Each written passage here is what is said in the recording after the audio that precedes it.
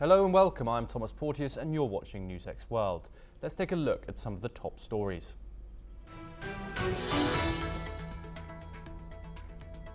For the first time in 3 years, Ukrainian and Russian delegates meet face-to-face in Istanbul, agreeing only to a 1,000 prisoner exchange with no ceasefire. Despite pressure from Turkey and Trump, Kyiv demands an immediate end to the war, while Moscow seeks more talks.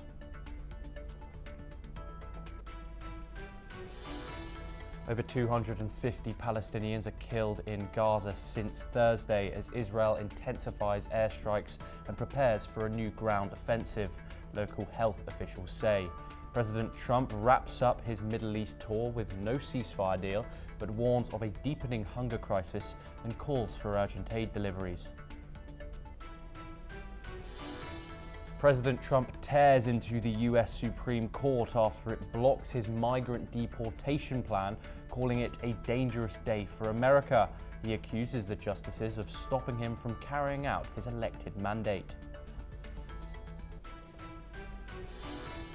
Iran's foreign minister says Tehran has received no written US offer on its nuclear program, despite President Trump claiming that they have. Abbas Araghchi posts on X to reject Trump's assertion, insisting there's been no direct or indirect communication in writing. Israeli airstrikes hit 2 Houthi-controlled ports in Yemen after missile attacks on Israel. Netanyahu warns more to come. The Houthis confirmed the strikes on Hodeida and Salif days after Tel Aviv accused them of using the ports for terrorist activities.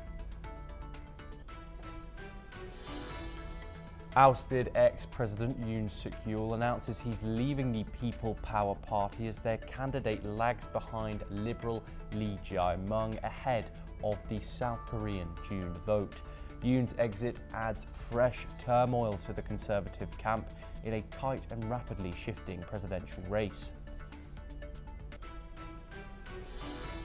Hundreds demand Prime Minister Baybaz ouster in Tripoli as 3 ministers resign and 1 security officer is killed in clashes outside his office. Despite the turmoil, Libya's state oil firm says oil and gas exports continue uninterrupted. North Korea's Kim Jong-un supervises Air Force drills and demands all military units escalate war preparations, according to state media.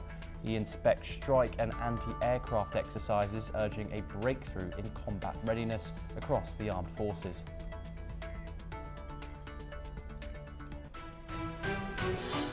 Our top story today, the European